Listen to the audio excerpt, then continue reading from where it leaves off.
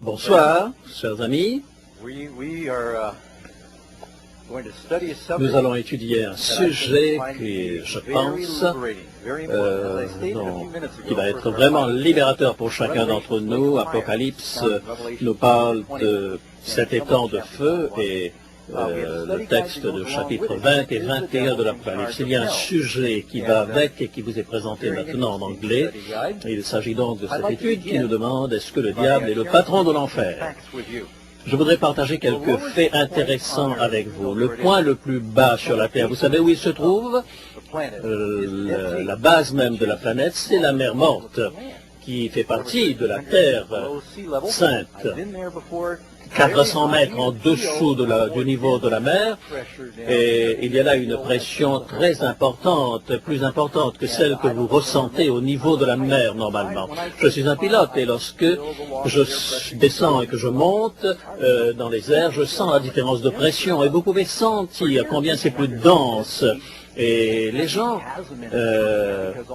pensaient auparavant qu'il devait y avoir un trou en dessous de la mer Morte et que cette eau qui rentrait là descendait dans les profondeurs de l'abîme en dessous, au milieu de la terre.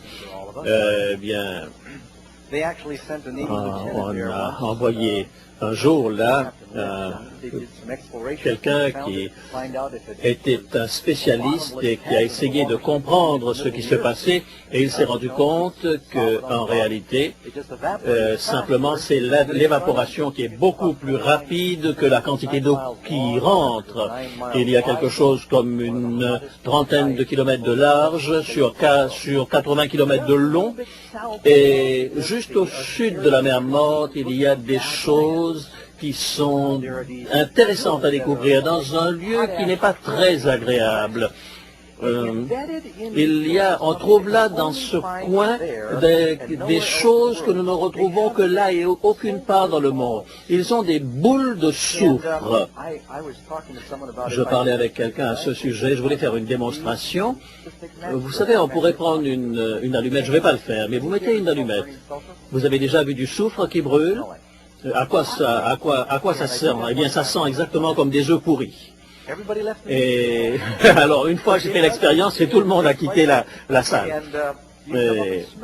Vous pouvez venir le sentir si vous le voulez après. En fait, je ne vais plus mettre mes doigts près de mon nez maintenant. Et ces boules de soufre sont inflammables. Et je voudrais remercier Andrews, Richard qui m'ont envoyé cela. Et vous pouvez voir une de ces boules en train de brûler. Il a dit non, ne faites pas brûler ça sur l'estrade, mais on va juste le faire brûler sur une image. Eh bien, vous pouvez voir cette image. Et comment est-ce que, croyez-vous, ces boules de soufre sont arrivées là? Je vais vous raconter l'histoire. Genèse, chapitre 13, verset 3, la Bible nous dit que les gens de Sodome étaient méchants et de grands pécheurs devant l'Éternel. Dieu a envoyé 2 anges à Sodome et je pense que vous vous souvenez de cela. Ils sont allés à la maison de Lot, c'était le neveu d'Abraham, et Abraham priait pour Lot et pour sa famille car il savait que Sodome était maudit, et les 2 anges disent à Lot, quitte cette ville, sauve-toi pour ta vie et ne regarde pas en arrière quand tu risques d'être consumé. Il est allé voir ses fils et belles-filles. Dieu m'a dit que cet endroit est dangereux et il faut sortir. Et ils se sont moqués de lui. Est-ce que cela pourrait se produire encore aujourd'hui? Il semblait qu'il plaisantait aux yeux de ses enfants. Et l'ange leur dit, sauve-toi pour ta vie de peur que tu ne sois consumé. Et le Seigneur fit tomber sur Sodome et Gomorrhe du feu et du soufre de la part de l'Éternel. Et c'est le lieu où effectivement on trouve ces boules de soufre qui sont là dans le sol. Et ils sont toujours là aujourd'hui. C'est quelque chose de fascinant, n'est-ce pas? C'est le seul endroit que vous puissiez trouver ça, où vous puissiez trouver ça sur la terre. Vous savez, Jésus dit, parlant des derniers jours, comme c'était dans les jours de Lot, c'était chapitre 17 et le verset 24 de Genèse, comme il en sera comme du temps de Noé, les gens plantaient, se mariaient, bâtissaient, jusqu'à ce que le déluge arrive et les emporte tous.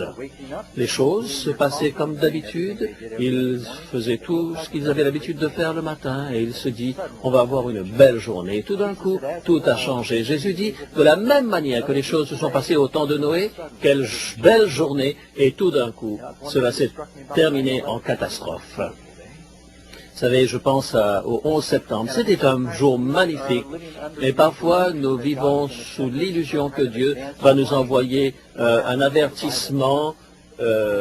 Il nous l'a envoyé à travers sa Bible et il voudrait que nous écoutions cet avertissement qu'il nous envoie. Comme à cette époque, ils buvaient, ils mangeaient, ils donnaient leurs enfants en mariage, etc., jusqu'au jour où le feu vint et les détruira. Ainsi en sera-t-il lorsque le Fils de l'homme viendra. Que celui qui est à ce moment sur le toit ne descende pas pour prendre quelque chose.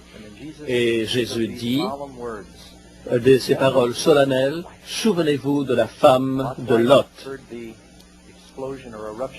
Lorsqu'elle a entendu les explosions derrière elle, elle a pensé à ses amis, sa famille, elle s'est retournée. Dieu lui avait dit, ne te retourne pas. Dieu savait ce qu'il disait. Il y a certaines personnes qui pensent que le sabbat est optionnel. Eh bien, n'oubliez pas que lorsque Dieu dit quelque chose, il est sérieux lorsqu'il le dit. Et elle a été transformée en statue de sel. Et lorsqu'Abraham a regardé vers Sodome, il a vu la fumée qui montait. C'était comme la fumée d'une fournaise. Certains se demandent si c'était une explosion nucléaire. Non, c'était du feu et du soufre que l'on retrouve encore aujourd'hui dans cette plaine de Sodome. Lorsque nous pensons à cela, quel est le sujet de prophétie biblique auquel vous pensez? Eh bien, c'est l'enfer, puisque le lac de feu que l'on voit dans l'Apocalypse, eh bien, c'est le même sujet que nous sommes en train d'étudier, l'enfer ou le feu éternel. Et nous avons une étude qui va venir bientôt, quelque chose qui est dans l'Apocalypse, qui est dans la prophétie et dans le Nouveau Testament, qui est en rapport avec la punition des méchants. Ce sont des choses dont nous devrions connaître et que nous devrions faire attention. La manière dont Dieu gère sa relation avec les pécheurs est une relation d'amour, ne l'oublions pas. Question numéro 1. Quels sont le nombre d'âmes qui sont punies actuellement dans l'enfer? Eh bien, le texte qui répond de Pierre 2, verset 9, le Seigneur s'est délivré de l'épreuve des hommes pieux et réservé les injustes pour être punis au jour du jugement.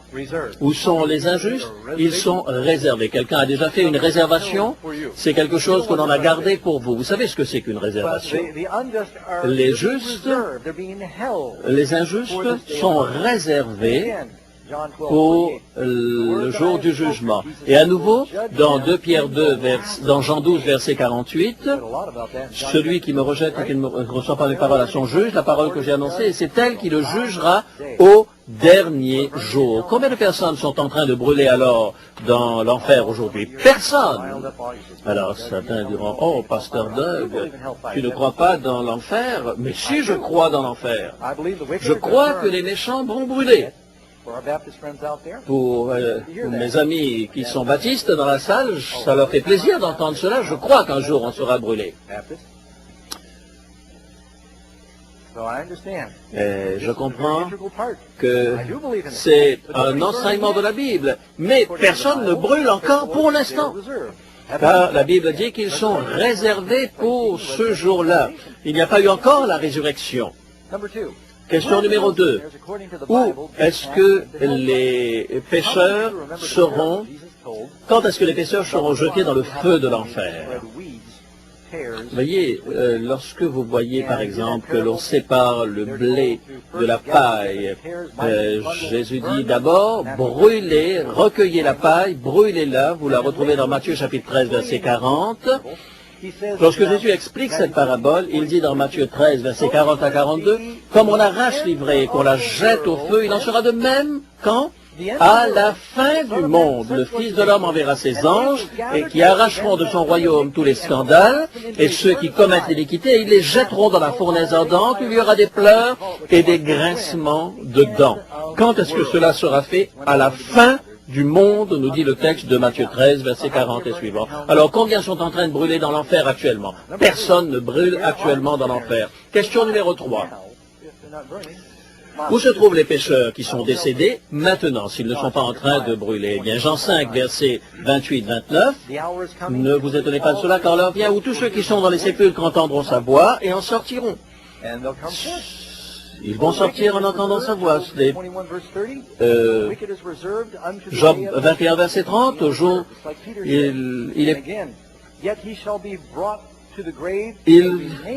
au jour du malheur, le méchant intervenu, au jour de la colère, il échappe, qui lui reproche sa faute, qui le rend ce qu'il a fait, il est porté dans un sépulcre et il veille encore sur sa tombe.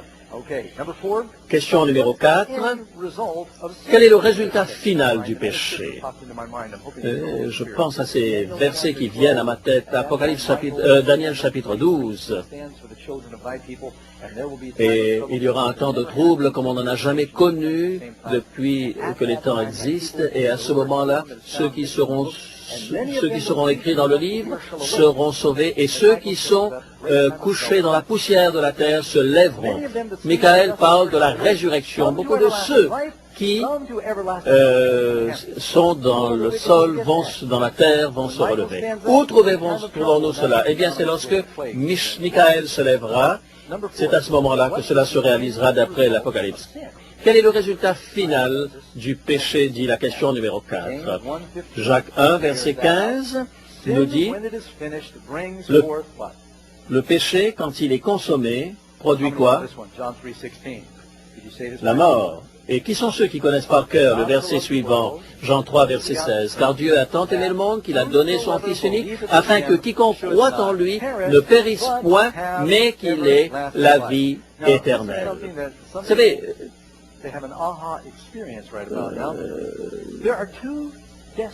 il y a deux destinées pour toute personne. Il y a deux choix, il y a deux maîtres que nous pouvons suivre, la vie ou la mort. Le Christ ou le diable, soit la vie éternelle, soit la perdition.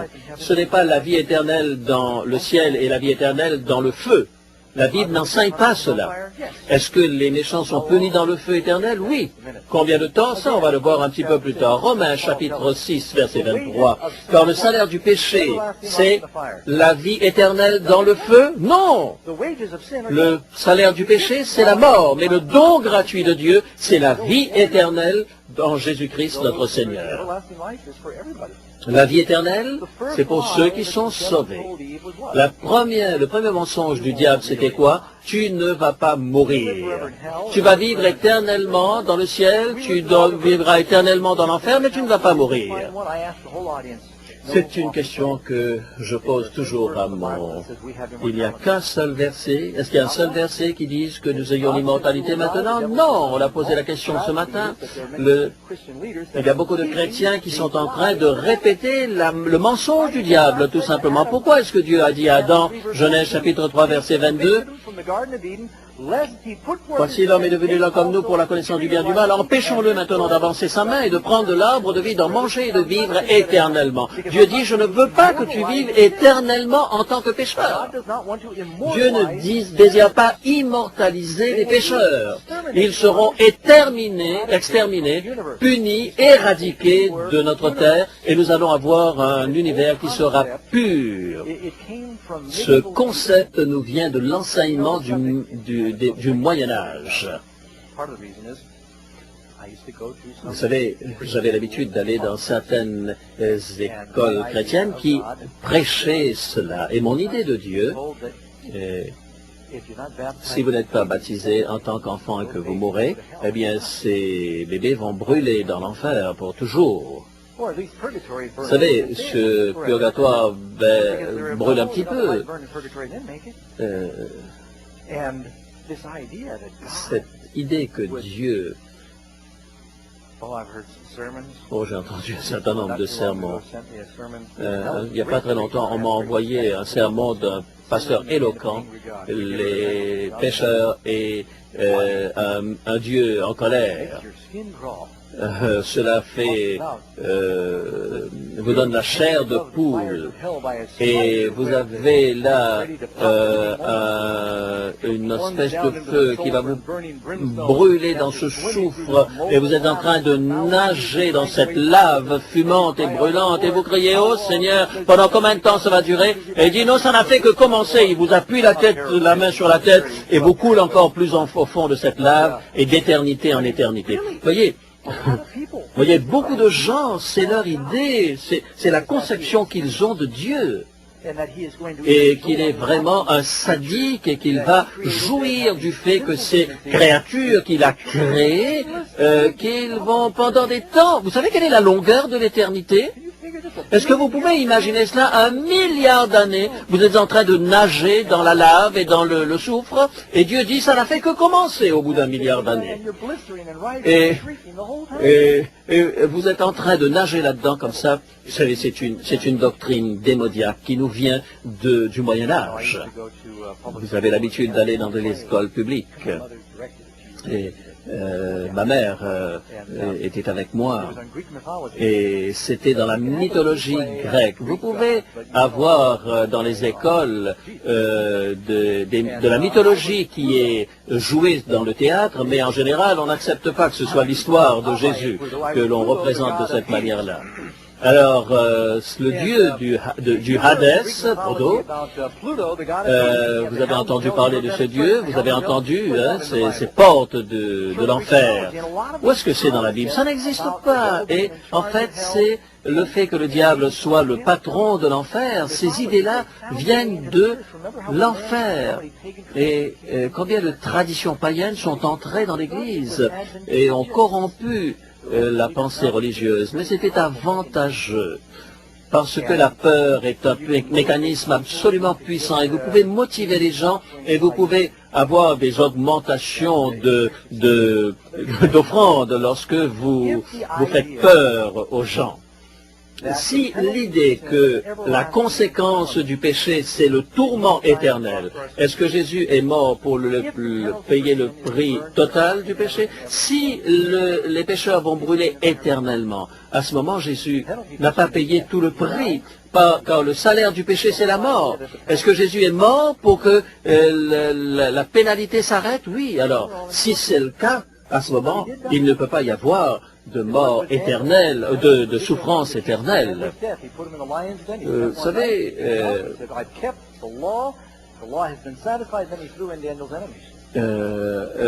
regardez par exemple le roi Nebuchadnezzar, qui était un homme extrêmement cruel. Lorsque Daniel n'avait pas observé sa loi, il l'a jeté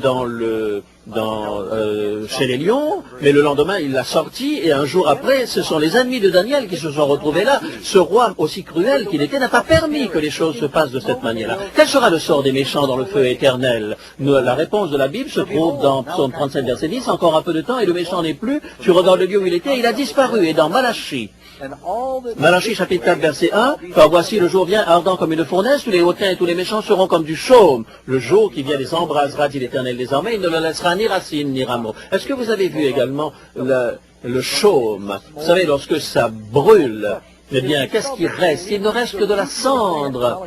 Il ne leur laissera ni arbre, ni branche, ni rameau. Dites-le, voyez-le avec moi. Le jour viendra, Malachie 4, versets 1 et 3, ils seront brûlés, dit l'Éternel des armées, ils seront comme la cendre sous la plante de vos pieds. Je vais montrer une image ici, sur l'écran, l'image de la ville de Pompéi, c'est au pied du mont Vésuve. Et il y avait ce Las Vegas de Rome et c'était une ville au bord de la mer qui était vraiment une ville de vacances et de villégiature. Herculanum, la ville qui était à côté de la ville jumelle, ont été abîmés par un tremblement de terre en 63 et en 79 de notre ère, une éruption du Vésuve a recouvert entièrement Pompéi et Herculanum. Et il y avait des gladiateurs qui avaient été enchaînés. Eh bien, ce qui est extraordinaire, c'est que cette cendre a recouvert tous ces gens-là, a retrouvé leur forme. Eh bien, il y a une chose que l'on ne sait pas, c'est que les soldats qui avaient en 70 détruit la ville de Jérusalem, eh bien, pour les récompenser, à cette époque-là, ils se sont retrouvés à Pompéi et c'était la récompense pour leur bravoure pendant cette guerre contre Jérusalem. Et c'est à ce moment-là que le Vésuve a explosé. Qu'est-ce que la Bible dit au sujet de la punition des méchants? Apocalypse chapitre 21, verset 8. Pour les lâches, les incrédules, les abominables, les meurtriers, les impudiques, les enchanteurs, les idolâtres et tous les menteurs, leur part sera dans l'étang ardent de feu et de soufre, ce qui est la seconde mort.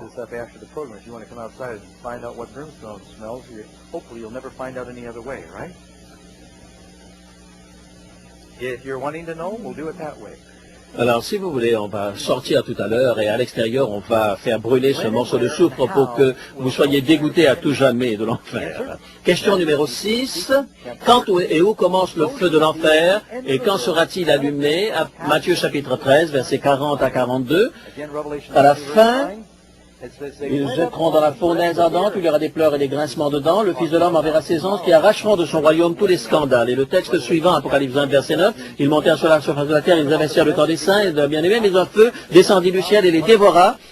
Et le feu descend du ciel et les dévora. C'est important de comprendre cela dans Apocalypse 20, verset 9. Vous savez, les écrivains bibliques nous disent ce qui est arrivé à Sodome et Gomorrhe est un exemple de ce qui va se passer au temps de la fin et de quelle manière Dieu va traiter les méchants. Et cela continue dans Proverbes chapitre 11, verset 31. Les justes reçoivent sur la terre une rétribution, combien plus le méchant et le pécheur. Je crée de nouveaux cieux et une nouvelle terre. Ainsi, dans ce texte de Proverbes, chapitre 11, verset 31, où vont-ils brûler? Sur la terre, c'est à Washington, D.C., peut-être plus particulièrement qu'ailleurs. Vous êtes d'accord? L'idée que vous savez, ça vient aussi, encore une fois, de la mythologie grecque. Le monde de l'enfer qui se trouve en dessous du sol. Et je me souviens avoir marché un jour dans le marché et vous savez, j'aime bien, pour m'amuser, aller dans les marchés et lire un petit peu tout ce qu'il y a sur les affiches. Ne creusez pas trop profond. Il y avait une affiche qui disait cela, car vous risquez de faire sortir les démons qui sont sous la terre. Eh bien, les prédicateurs, bien souvent, sont en train de parler de cela, et souvent ils prétendent que le diable a son condo, etc., dans les antres de la terre, etc. Lorsque le diable est venu lorsque Satan est venu vers Jésus, Dieu, dans le livre de Job, et que Dieu lui demande d'où viens-tu, il n'a pas dit je viens d'une caverne qui se trouve en dessous de la terre, il dit je viens de la terre. Et Dieu l'a envoyé sur cette terre, a limité son action sur cette terre, et il est sur la surface de la terre et non pas dans un trou en dessous de la terre. Question suivante. Combien de temps les méchants vont-ils souffrir dans le feu? La Bible nous dit dans 2 Pierre 3, verset 10, le jour viendra comme un voleur, en ce jour les dieux passeront avec fracas, les éléments embrasés se dissoudront, et la terre, avec les œuvres qu'elle renferme, sera consumée. C'est quelque chose d'extraordinaire lorsque le Seigneur reviendra.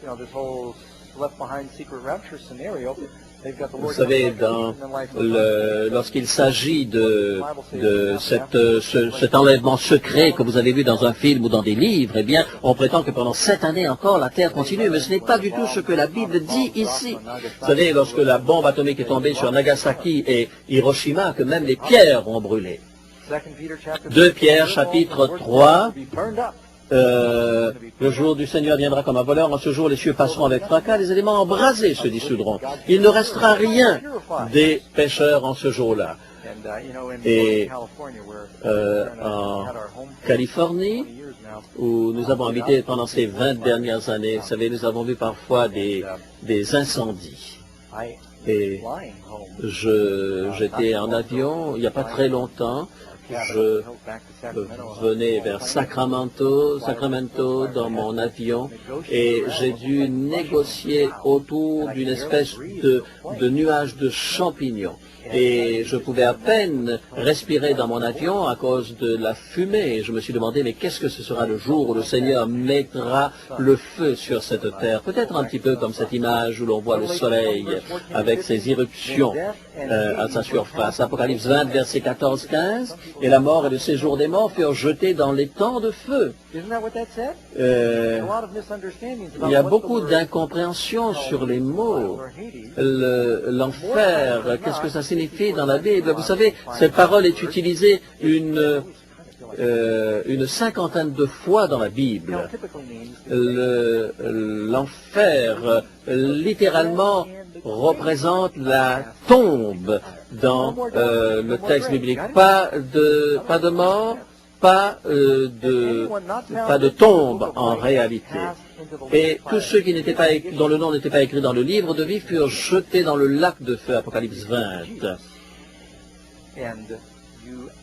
Si vous venez à Jésus et que vous lui demandez d'effacer vos péchés et d'entrer votre nom dans le livre de vie, vous n'avez pas besoin de vous inquiéter du lac de feu. Question numéro 8. Pendant combien de temps est-ce que les méchants vont souffrir dans le feu? Les gens croient qu'ils vont brûler pour toujours et éternellement. Apocalypse 22, verset 12. Et voici, je viens, et ma rétribution est avec moi pour rendre à chacun selon ce qu'est son œuvre. Première chose, quand est-ce qu'ils vont recevoir leur rétribution? Lorsque Jésus reviendra. Comment est-ce qu'ils vont recevoir cela? Selon ce qu'est leur œuvre. Est-ce que tout le monde reçoit la même récompense? Non. Si tout le monde vend pour l'éternité, c'est pas juste que Caïn, qui a tué son frère, il y a 5000 ans de cela, va brûler plus longtemps que Adolf Hitler, et surtout qu'il va brûler 5000 ans de plus, puisqu'il a vécu 5000 ans avant Adolf Hitler. Est-ce que ce serait juste? Bien sûr que non. Et tout le monde recevra sa récompense en fonction de son comportement. Et dans Matthieu 16, verset 27, car le Fils de l'homme doit venir dans sa gloire de son Père avec son ange, et il rendra à chacun selon ses œuvres. Nous sommes sauvés par la grâce, mais nous sommes récompensés selon nos œuvres. Ceux qui disent Seigneur, Seigneur, et qui ne font pas ce que demande le Seigneur, ne sont pas en conformité avec sa volonté. Luc chapitre 12, versets 47 et 48, on demandera beaucoup à celui qui a beaucoup donné, on en exigera davantage de celui à qui l'on a beaucoup confié. Celui qui ne connaît pas la volonté de son maître recevra peu de coups. Est-ce que ça vous semble juste? Eh bien, Jésus dit que chacun recevra une récompense en fonction de son comportement. Et Jésus dit, ne craignez pas ceux qui sont capables de tuer le corps, mais qui ne peuvent toucher à l'âme. Craignez plutôt celui qui peut faire périr le corps et l'âme dans le feu de la géhenne. Et qu'est-ce que nous apprend aujourd'hui? Ce matin, nous avons appris par rapport aux âmes. Qu'est-ce qui se passe? L'âme. Ne craignez pas ceux qui tuent le corps, mais qui ne peuvent tuer l'âme, mais craignez plutôt celui qui peut faire périr l'âme et le corps. C'est Dieu qui peut le faire. Question numéro 9. Est-ce que ce feu va éventuellement s'éteindre? La Bible dit, Psaume 37, verset 10, « Encore un peu de temps et le méchant n'est plus, Tu regardes le lieu où il était et il a disparu. Et ils seront consumés, les méchants périssent et les ennemis de l'Éternel comme les plus bas pâtirages, ils s'évanouissent en feu. Ésaïe 47, verset 14, voici, ils sont comme de la paille, le feu les consume, ils ne sauveront pas leur vie des flammes, ce ne sera pas du charbon dont on se chauffe, ni un feu auprès duquel on s'assied. Pas de charbon, pas de feu où on puisse se réchauffer. Et même comme Sodome et Gomorrhe et les villes voisines qui se livraient comme eux à l'impudicité, à des vices contre nature, sont donnés l'exemple, subissent la peine d'un feu éternel. Alors vous dites, ah ben voilà, c'est un feu éternel, ça va brûler pour toujours. Est-ce que c'est ça que dit le texte? Est-ce que Sodome et Gomorrhe sont en train de brûler encore aujourd'hui? Ils ont été brûlés entièrement par le feu, mais ils ne brûlent plus. Est-ce que Sodome et Gomorrhe ont été reconstruits? Vous savez, vous allez encore aujourd'hui, près de Sodome et Gomorrhe, ils ont été brûlés d'un feu éternel. Le résultat du feu sent éternel. Cela ne signifie pas que le feu continue de brûler. C'était des personnes, c'était des villes, non pas des personnes. On croit que Dieu va brûler les cités, les villes pour toujours. Mes amis, dans Apocalypse 14, verset 11, nous parlons de pour toujours. Et les gens sont confus. Je vais vous donner un seul petit exemple des quantités de textes bibliques qui expliquent que les méchants seront consumés, seront brûlés, seront enfumés, périront, ne seront plus à nouveau. Ce sont quelques phrases que la Bible utilise. Parmi des milliers d'autres, ils seront détruits. Si vous êtes le Seigneur et si vous essayez de communiquer le fait que les pécheurs vont être éradiqués, vont être annihilés, détruits, qui ne seront plus jamais, quels sont les mots que vous allez utiliser? Supportez-moi. Je sais que vous n'avez pas vu les feux de l'enfer, mais pendant que je préparais cette étude, quelques paroles sont venues à mon esprit. On parle des méchants.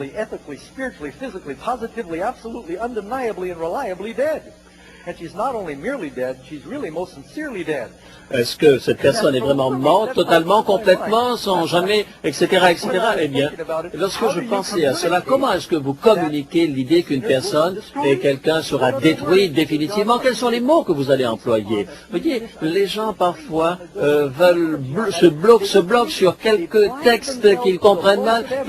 Ils oublient toutes les preuves et ils croient ce qu'ils veulent croire à partir de un ou deux versets qui leur sont difficiles à comprendre. Alors, cette histoire de pour l'éternité ou pour toujours à toujours, le mot qui est employé ici est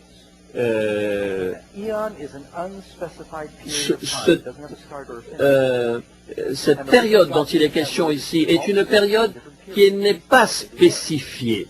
C'est cela la signification de ce mot. Et il y a d'autres endroits dans la Bible où vous pouvez retrouver ce mot. Par exemple, dans l'histoire de Jonas. Eh bien, lorsque Jonas sera dans le ventre du poisson, il dira, j'étais dans le ventre de ce poisson et les barres de la terre m'enfermaient pour toujours. C'est le terme qui est employé ici. Ce mot Sheol dont il est question 31 fois dans la Bible, ou Hadès 10 fois dans la Bible et qui signifie la tombe, ou la Géhenne 12 fois et qui signifie le lieu où l'on brûle.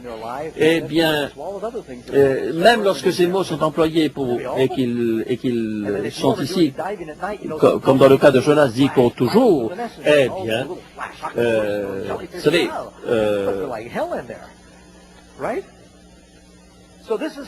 ainsi, c'est la manière dont nous parlons 3 jours et 3 nuits dans le système digestif de ce monstre. Peut-être qu'il y avait d'autres petits poissons, et puis c'était aussi un moment extrêmement difficile pour Jonas pendant ce moment-là. Et ce moment était tellement long qu'il a estimé qu'il était pour toujours dans le ventre du poisson. Et Jonas, Jésus va prendre cet exemple, et comme Jonas a été pendant 3 jours et 3 nuits dans le ventre du poisson, combien de temps est-ce que cela va durer? Eh bien, lorsque Samuel était dans le temple, combien de temps est-ce que cela a été, que Samuel a été confié au Seigneur? Eh bien, ça a été simplement le temps de sa vie. Et quand il est dit qu'il brûlera pour toujours, ne l'oubliez pas, nous allons du grec en français, en anglais ou en français. Eh bien, ces mots qui sont employés ici ne sont pas seulement un feu éternel, non. Pas de ce deuxième chance, veut dire ce texte. C'est ce feu qui ne s'éteint point, dont dit la Bible, pour toujours, et pour toujours est une expression biblique qui signifie que ça va durer et que ça ne sera pas un feu qui va brûler éternellement, mais dont les conséquences sont éternelles. Lorsque certains théologiens ont considéré ce sujet, et pour certains d'entre vous qui... je voudrais juste rester à la Bible, mais je pense à cet auteur qui dit Martin Luther croyait de la même manière que les adventistes, et William Tyndale également croyait de la même manière des adventistes, et John Stock aussi, qui est un grand étudiant de la Bible, eh bien, tous ces gens-là croyaient de la même manière. Et cela, si vous voulez aller d'après la Bible, il n'y a aucune question. Les méchants seront brûlés dans le lac de feu. Et beaucoup de personnes ont peur d'être aussi claires que Donald Grey Barnhouse. Une histoire rapide à propos de cela. Ça s'est passé il y a une trentaine d'années en arrière. Je conduisais une petite voiture japonaise à travers le Texas vers la maison que nous habitions à cette époque et j'ai vu, c'était la veille de Noël et une voiture était en panne. Et j'avais l'habitude de faire un petit peu de mécanique, et alors on a vu que l'alternateur était mort. Alors quelque chose de... Il était dans une grosse Oldsmobile, et j'ai traîné sa voiture donc pendant plusieurs kilomètres. C'était la veille de Noël, on ne pouvait pas trouver un alternateur, vous savez ce que c'est à la veille de Noël, et je l'ai invité, sa femme, lui, à rester avec nous, et c'est un pasteur baptiste, et alors donc on a commencé à parler un petit peu sur les différences de ce que nous croyons. Et alors que je partageais avec lui ce que j'ai partagé avec vous, il commençait à devenir nerveux et il était un peu allergique. Il dit, Doug, j'ai vu ces versets avant. Je réalise que si on va seulement d'après la Bible, que c'est très clair que les méchants ne brûleront pas pour toujours. Et si je dis à mes membres d'église cela, ils ne vont plus revenir à l'église. Je me dis, mais, amis, est-ce que c'est la raison pour laquelle? Parce qu'il y a le feu? Mes amis, vous savez, la Bible a quelques avertissements sobres. Oublier cela, ce serait peut-être quelque chose de pas juste, mais la peur de la destruction ne doit pas être l'élément qui nous motive pour aller à l'église et pour rencontrer Dieu. C'est peut-être un point de départ de vouloir préserver sa vie, mais si vous arriviez au ciel parce que vous avez eu peur de l'enfer, il n'y a pas de risque que vous y soyez, parce que vous ne pouvez entrer au ciel que si vous aimez le Seigneur et que vous le connaissez, et non pas parce que vous avez peur de l'enfer. Avant que j'apprenne la vérité sur ce sujet-là, je haïssais Dieu. Je me disais, mais Dieu, il est petit, il est en train de... on est tous des faibles, il va nous écraser comme cela avec son doigt. Écoutez, je pensais vraiment, je le trouvais sadique. Lorsque j'ai compris ce sujet, eh bien, ça a été un des sujets les plus libérateurs, parce que j'ai compris que Dieu est juste et qu'il nous aime. Question numéro 10. Que restera-t-il lorsque ce feu va s'éteindre? Malachie, chapitre 4, verset 3 est très clair. « Et vous foulerez les méchants, et ils seront comme de la cendre sous la plante de vos pieds. » La Bible dit que Dieu créa de nouveaux cieux et de nouvelles terres. Si les méchants sont brûlés par ce feu, dans ce lac de feu, eh bien, cela va brûler jusqu'à ce qu'ils disparaissent tous, et après c'est fini. Qui d'après vous, va brûler le plus longtemps? Le diable, la Bible dit, nuit et jour, jusqu'à ce qu'il soit complètement consumé. Et éventuellement, les portes seront ouvertes, et de la ville sainte quand elle sera descendue, quand ce feu aura détruit les méchants, eh bien, sous l'herbe, il y aura cette cendre de ceux qui nous ont persécutés. Et ils seront comme de la paille sous notre pied. Peut-être que ce ne sera pas littéralement, mais il n'y aura pas un feu ou du charbon où l'on puisse se réchauffer. Et un autre verset que je voudrais lire avec vous, ce que Pierre dit dans 2 Pierre chapitre 2 verset 6, il a condamné la destruction et réduit en cendres les villes de Sodome et de Gomorrhe, les donnant comme exemple aux impies à venir. Voyez, cette histoire de Sodome et Gomorre, ils sont un exemple pour tous ceux qui ont des questions sur ce qui va se passer pour les méchants. C'est comme une sorte de combinaison entre Noé et Lot, et que dans un cas c'est un lac d'eau et dans l'autre un lac de feu, ils sont donc noyés l'un comme l'autre. Numéro 11.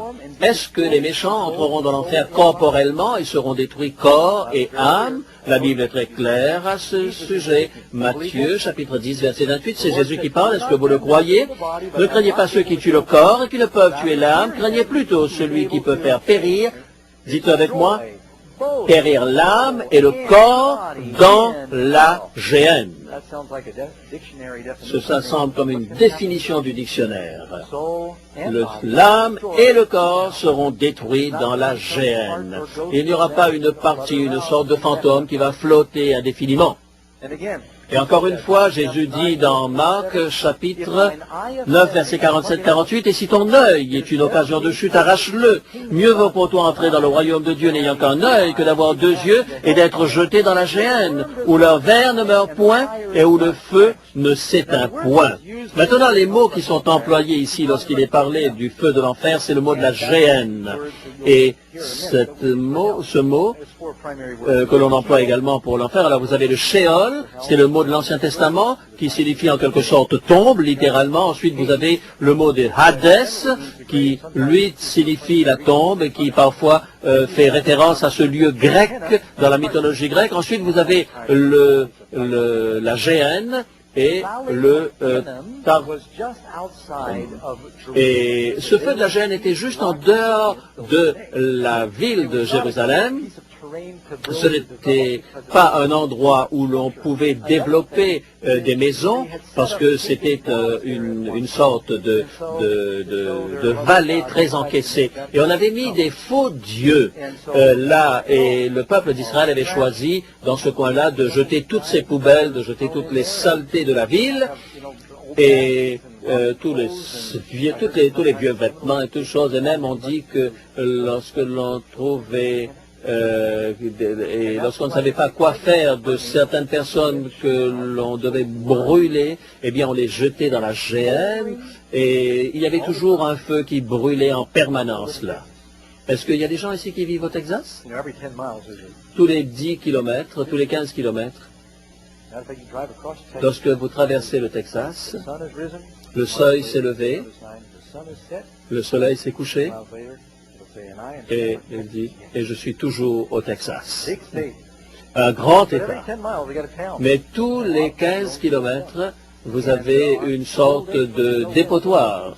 Et quand il n'y a pas de vent, eh bien, vous pouvez savoir où sont les villes parce que vous voyez de loin ces fumées qui montent vers le ciel du Texas. Et ils sont toujours en train de brûler. Ceux qui ont vécu là-bas savent de quoi je parle. C'est la parole que Jésus emploie. Il vaut mieux être dans le ciel que de se trouver dans ce feu des poubelles de la ville qui ne s'éteint jamais. Et cela continue dans Matthieu chapitre 3 verset 12. Il aura son vent à la main, il nettoiera son air et il amassera son blé dans le grenier, mais il brûlera la paille dans un feu qui ne s'éteint point. Ah ben voilà, il est question d'un feu qui ne s'éteint point, Doug. Qu'est-ce que cela signifie? Eh bien, voyons-le ensemble. Jérémie chapitre 17 verset 27. Mais si vous n'écoutez pas ce que je vous ordonne, il est question de Nebuchadnezzar, si vous n'écoutez pas quand je vous ordonne de sanctifier le jour du sabbat, de ne porter aucun fardeau, de ne point en introduire par les portes de la ville, le jour du sabbat, alors j'allumerai un feu dans les portes de la ville et il dévorera les palais de Jérusalem et ne s'éteindra point. Alors, est-ce que Jérusalem et ses portes ont brûlé par Nebuchadnezzar? Oui. Est-ce que ce feu s'est éteint? Non. Il a brûlé jusqu'à ce que la ville soit complètement détruite. Dieu est en train simplement de dire ici, il n'y aura pas de pompiers pour éteindre le feu dans l'enfer. C'est cela ce que cela veut dire. Simplement que le feu va continuer jusqu'à ce qu'il n'y ait plus rien à brûler, comme dans le cas de Jérusalem avec Nebuchadnezzar. Oh, je ne vais pas pouvoir brûler ma petite boule de soufre, mais je vais juste brûler une allumette. J'espère que je ne vais pas mettre le feu à la conférence générale. Voilà, j'allume mon allumette. On va la laisser brûler. Je vais essayer de... Oh, est-ce que c'est le moment pour moi de... Wow, wow. Mais voilà, je l'ai consommé. Est-ce que je l'ai consommé entièrement? Oui, oui. Je l'ai consommé entièrement? Est-ce que ce feu, est-ce que j'ai arrêté ce feu? Non, je ne l'ai pas arrêté. Mais il s'est consommé entièrement. Qu'est-ce qu'il est devenu? Eh bien, il est devenu de la cendre. Ça a été entièrement brûlé. Est-ce que j'ai éteint ce feu? Non, je ne l'ai pas éteint. Mais je peux vous signaler une chose, eh bien, c'est que c'est ça que veut dire le texte. Il n'y aura personne qui ne pourra éteindre le feu. Il va faire son travail complet comme pour cette allumette. Il n'y aura plus de branches, il n'y aura plus de racines, plus rien ne restera. C'est ça que ça veut dire. Est-ce que c'est pas clair cela? Ce n'est pas encore une question, mais Matthieu chapitre 5, verset 30, Jésus dit, « Il est préférable pour toi qu'un seul de tes membres périsse, que tout ton corps n'aille dans la géhenne. » Et à nouveau dans Matthieu 10, verset 28. Bon, je vais peut-être passer ce verset dans Ézéchiel chapitre 18, verset 20. « L'âme qui pêche, c'est celle qui mourra. » S'il en est le même lorsque l'on sera jeté dans le feu de l'enfer. Question numéro 12. Est-ce que le diable sera en charge du feu de l'enfer? Qu'est-ce que vous en croyez? Est-ce que... Vous savez, ça vient de la mythologie grecque. Encore une fois, vous savez, il a son petit pic et il est en train de surveiller le feu pour jeter les gens. Et vous croyez que vous êtes sûr que vous pouvez faire confiance à Satan pour que tout le monde soit brûlé comme Dieu lui demande de le faire? Non, vous croyez. On ne peut pas lui faire confiance pour une chose pareille. Qu'est-ce que la Bible dit au sujet du sort du diable? Apocalypse chapitre 20, verset 10. Et le diable qui les séduisait fut jeté dans les temps de feu et de soufre où sont la bête et le faux prophète. Satan n'est pas responsable, il n'est pas le patron de l'enfer, il va être jeté dans le feu de l'enfer. L'idée qu'il puisse être en charge de l'enfer, ça nous vient de la mythologie grecque. Et qu'est-ce que nous dit le texte d'Ézéchiel chapitre 28? Par l'injustice de ton commerce, tu as profané mes sanctuaires, je te fais sortir, je te réduis en cendres sur la terre aux yeux de tous ceux qui te regardent, et ceux qui ne te laissent parmi les peuples sont dans la stupeur à cause de toi, tu es réduit à néant, tu ne seras plus à jamais. Est-ce qu'il brûlera bien sûr le plus longtemps?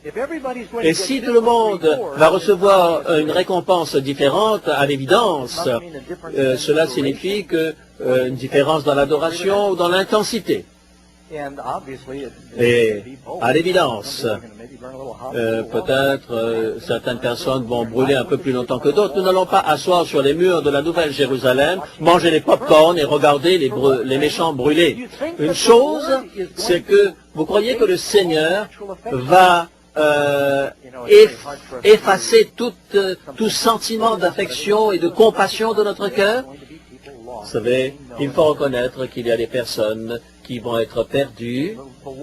Le Seigneur, est-ce que le Seigneur aime les pécheurs? Est-ce qu'il aime les perdus? Est-ce que Dieu va enlever tout sentiment afin que nous puissions voir nos enfants, nos parents, des gens que nous aimons là dans le lac de feu? Et puis nous sommes là, oh que c'est malheureux pour eux. Et ils vont brûler éternellement. On va regarder ça. Et j'ai parlé à des pasteurs et ils disent, oui, c'est comme ça que ça va se passer. Et ils ajoutent Alléluia.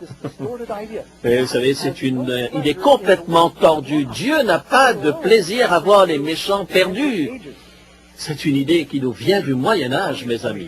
Pardonnez-moi, laissez-moi terminer cela avant d'aller plus loin. Apocalypse chapitre 20 et le verset 15.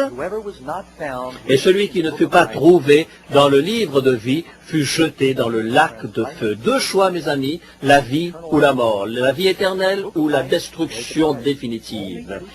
Il n'y a que deux choix, il n'y a que deux chemins. Et j'espère que vous êtes en train de choisir la bonne. Nous avons dans le nord de la Californie une petite maison de villégiature. Et maintenant, nous avons un petit peu de télévision par satellite. Et pendant longtemps, nous n'avions qu'une radio. Mais nous n'avions que peu de stations. On avait une seule station religieuse que nous pouvions avoir, qui avait quelques bons programmes, quelques bonnes musiques. Mais un prédicateur venait sur cette radio chrétienne d'une manière très régulière et il essayait d'expliquer la Bible et de répondre aux questions bibliques. Et j'étais là dans les collines, une vingtaine de kilomètres du téléphone le plus proche, écoutant la radio. Et ma mère a appelé, elle a dit, Monsieur Untel, une mère a appelé, a dit, Monsieur Untel, elle a dit, mon fils est mort la semaine dernière dans un accident de voiture, il était ivre, il n'était pas un chrétien, il est mort sur le coup, je voudrais savoir où il est. Et il a essayé d'éluder la question. Non, je veux savoir où est-ce qu'il est. Est-ce qu'il est en enfer maintenant? Et il a dit, oui, s'il n'a pas été sauvé, ben oui, il est en train de brûler en enfer maintenant. Et ce sera son sort pour l'éternité. Et on a senti cette femme choquée et raccrocher le téléphone. Et je savais que ce n'était pas vrai. Et je me disais, mais faire penser que Dieu puisse être comme cela et le faire brûler dans l'éternité. Frère Untel, voyez, je crois que Dieu paraît si bon, mais s'il va détruire et torturer pour toujours, pour l'éternité, les méchants, comment est-ce que je peux l'aimer? Et il a dit, oh, nous n'avons pas à poser des questions sur Dieu, il est Dieu. Oh, j'étais tellement mal à l'aise avec cela que je suis rentré dans la voiture, j'ai fait mes 20 kilomètres jusqu'au téléphone, et j'ai prié tout au long du chemin pour que je puisse répondre à son coup de téléphone, parce que les gens appelaient de tout le pays. Et j'ai appelé, c'était occupé, et tout d'un coup, voilà, venez au programme, vous êtes sur le programme, et je ne savais pas exactement ce que j'allais dire, tellement j'étais surpris moi-même. Mais vous savez, Jésus a dit, vous n'avez pas à vous inquiéter, le Saint-Esprit vous dira ce que vous devez dire. Et je dis, Monsieur Untel, je suis un chrétien adventiste du 7e jour, parce que je voulais que les gens entendent, ceux qui ne savent pas où aller. Et je crois que la Bible dit clairement que les méchants seront dévorés par le lac de feu, ils seront consumés, ils vont être brûlés. Et est-ce que je peux partager quelques textes? J'ai commencé à mentionner un certain nombre de textes bibliques très très rapidement. Et je voulais qu'un maximum de gens puissent entendre. Et il commençait de répondre. Et à chaque fois qu'il posait, et s'arrêtait pour reprendre sa respiration, je reprenais les versets. Et à un certain moment, il m'a arrêté. Et pendant 20 minutes, il n'y a plus de questions. Et j'espérais que les personnes qui écoutaient et qui avaient cette idée détordue de Dieu, et lorsque je suis revenu sur le chemin, je dis, avec Seigneur, je pourrai un jour faire un programme radio où les personnes pourront entendre le message de Dieu. Et gloire à Dieu, aujourd'hui j'ai un message que je peux prêcher sur la radio et sur la télévision et dire ce qu'est la vérité de la parole de Dieu. J'ai plus de temps et j'ai encore quelques questions. Est-ce que le mot enfer tel qu'il est utilisé dans la Bible fait toujours référence à un lieu où on est puni et où on brûle? Je vais couvrir ça très rapidement. Il y a ces 4 mots dont je vous ai parlé, le Sheol, la Géhenne, le Tartare et le Hadès. Et cela signifie toujours la tombe. Tartare signifie le lieu d'obscurité. Et un jour, demain, je répondrai sur la situation de Lazare et le mauvais riche. Question numéro 14. Quel est le dessein réel de Dieu lorsqu'il parle du feu éternel? Comment est-ce que Dieu agit? Matthieu chapitre 25, verset 41. Ensuite il dira à ceux qui seront à sa gauche, retirez-vous de moi, maudits, allez dans le feu éternel qui a été préparé pour le diable et pour ses anges.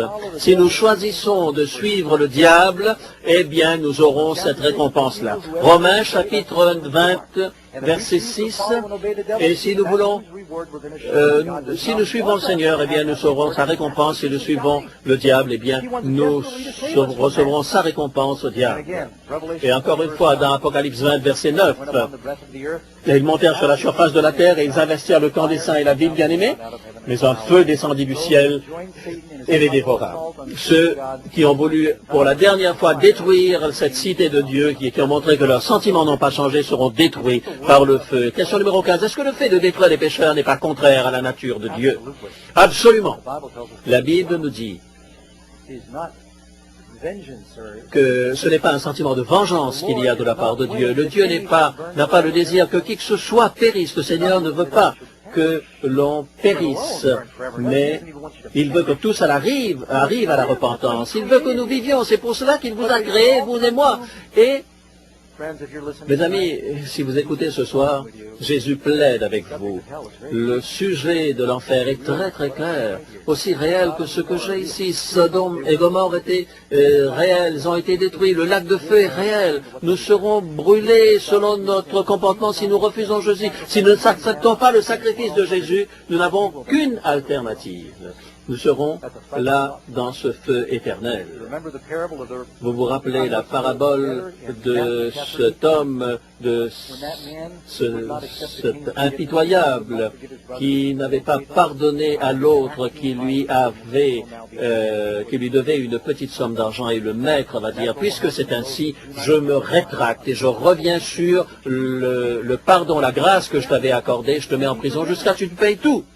Eh bien, quelle idée qu'on puisse croire. Vous savez, on ne brûle pas pour toujours dans le feu éternellement. Encore une fois, Ésaïe, chapitre 28, verset 21, l'Éternel se lèvera comme à la montagne de Pérazim, il s'irritera comme dans la vallée de Gabaon pour faire son œuvre étrange, pour exécuter son travail inouï. C'est tellement contraire au caractère de Dieu qu'il est appelé ici une œuvre étrange, un travail inouï.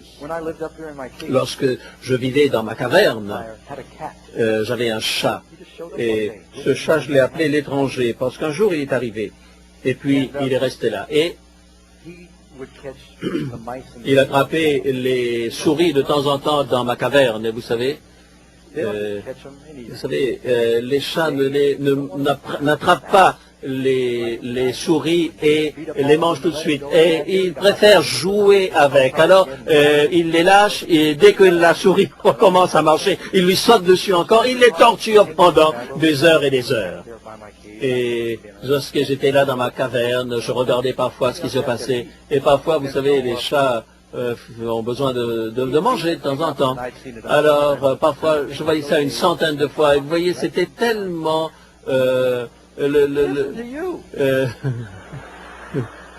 Listen to you. No, I'm serious. Non, je suis très très sérieux. Voyez, la réaction de ce rat qui a sauté dans le feu, eh bien, qu'est-ce que j'ai fait? Je me suis jeté dans le feu pour le sortir de là. J'ai pas voulu voir un rat brûler pendant 3 secondes. Est-ce que l'homme mortel que je suis est meilleur que Dieu et qui va regarder des gens qui vont brûler? C'est pas un rat, c'est des êtres humains qui vont brûler pendant l'éternité. Lorsqu'il est dit, comme je vis, je n'ai pas du plaisir dans la mort du pécheur. Je ne veux pas qu'il meure, qu'il brûle pour toujours, mais qu'il se détourne de sa mauvaise voie. Et il dit, revenez de votre mauvaise voie, dit-il. Et pourquoi mourriez-vous, maison d'Israël? C'est la raison pour laquelle Jésus est venu, car le Fils de l'homme n'est pas venu pour détruire, mais il n'est pas venu pour perdre les âmes. Et Job également pose la question, est-ce que l'homme sera plus juste que Dieu? Question numéro 16. Est-ce que le projet de Dieu pour son peuple et pour la terre, lorsque celle-ci aura été consumée par le feu de l'enfer? Eh bien, je vois dans 2 Pierre chapitre 3 verset 13 mais nous attendons selon sa promesse de nouveaux cieux et une nouvelle terre où la justice habitera. Il n'y aura plus de mort. Combien de morts y aura-t-il? Plus de morts, pas de tristesse, pas de pleurs, car les premières choses ont disparu. Il n'est pas dit simplement, je vais faire une nouvelle terre et un nouveau cieux. Il n'y aura plus de souffrance, de douleur. Comment est-ce que les méchants puissent continuer de brûler éternellement s'il n'y a plus de souffrance? Il n'y a plus de pleurs, il n'y a plus de deuil, plus de cris. Il ne va pas immortaliser les pécheurs ou le diable. Il fera toutes choses nouvelles. Voilà ce que dit la parole de Dieu.